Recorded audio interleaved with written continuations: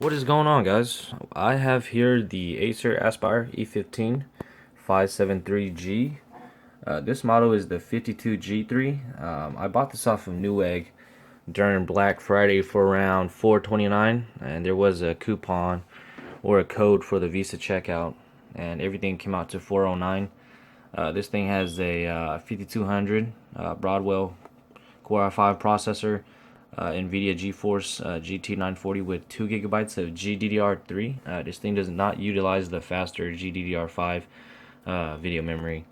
And then 8 gigabytes of low voltage memory, and then a 1 terabyte hard drive, which is a Western Digital Blue.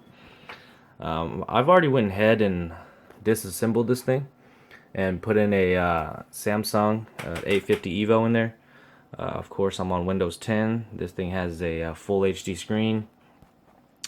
Very cheap plasticky feel, but then again the price reflects on that quite a bit. Like I said, I paid $4.09 with free shipping.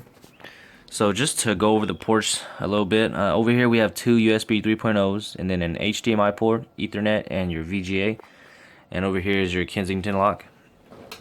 And on the front here you have your, sorry if it's kind of hard to see that, your SD card slot. And on the side here, all we have is a power, USB 2.0, and a dummy optical disc drive bay cover.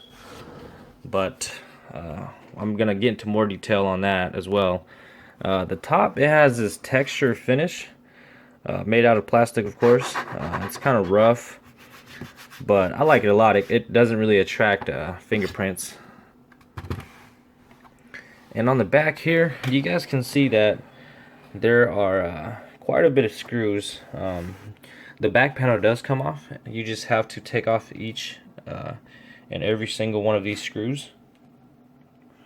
And once you take that off, you guys will be able to access the heatsink, the hard drive, and there will be two RAM slots in there. One is utilized by a single stick of 8 gigabyte of RAM. And I just want to show you guys real quick that a lot of people were scared that you won't be able to put in two hard drives in here. And what I noticed when I opened up this laptop is that there is a SATA connector for optical disc drives. The SATA connectors on those are a little bit different from your typical power and transfer SATA cables. And in there I have a Lite-On SSD. This is a 2.5 inch hard drive Caddy converted to the optical disc connectors here.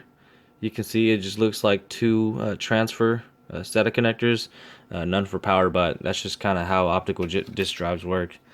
And then you just simply take off your cover from your the dummy, because there is actually a plastic dummy optical disc drive bay whenever you buy this laptop.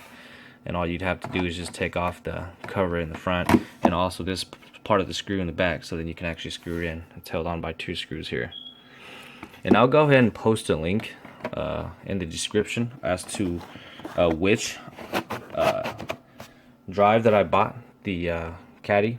I bought it off of Amazon. If I remember correctly, it was no more than $10, and it had Prime as well, so that was really nice. Let me put this back in there. But overall, I don't regret buying this laptop whatsoever. It does what I need to do. I usually just play League of Legends.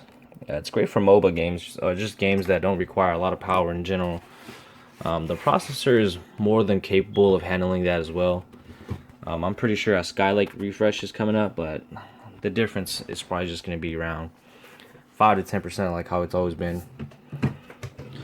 And I don't really care much about the integrated graphics. That's kind of the reason why we bought this with the GT940.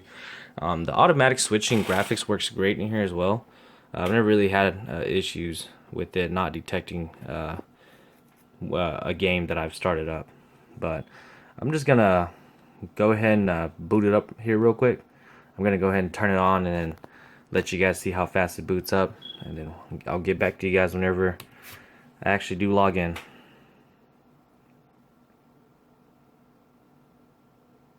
And that's that. I'll be right back. Alright, I'm booted back up into Windows. So as far as the screen quality goes, viewing angles are not too good. Then again, they're not too bad either. I'm kind of surprised that we actually got a full HD screen out of a $400 laptop. So as you guys can see, view angles aren't the best, however, not the worst either. Then again, I probably wouldn't watch a movie from this side or just from any angle actually instead of straight on. And looking up and down the color shift and whatnot, it does get washed out pretty quickly. No backlight on the keyboard. That's not too big of a deal for me. Keyboard feels great. Very tactile feedback. Some people say it's kind of mushy, but I like it a lot. It's very quiet too. I like that a lot about it. And then there is no flex around the keyboard. Even though it is made out of just a full plastic construction, there is no flex whatsoever.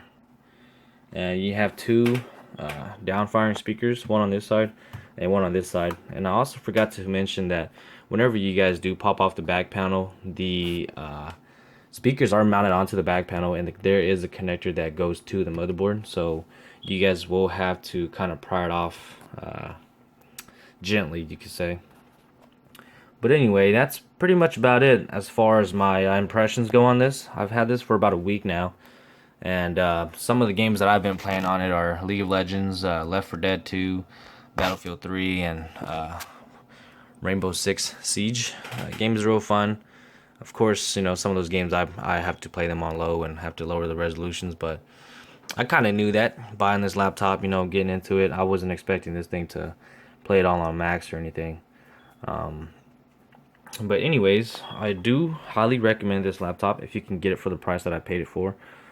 Right now, I think the price went back up to $5.99, and at that price, I don't know. I probably wouldn't pay $5.99 for this, because you know you start to run into other options as well, and yeah, for $4.09 shipped was what I got it for. A lot of people, you know, expect a lot out of this laptop whenever they bought it.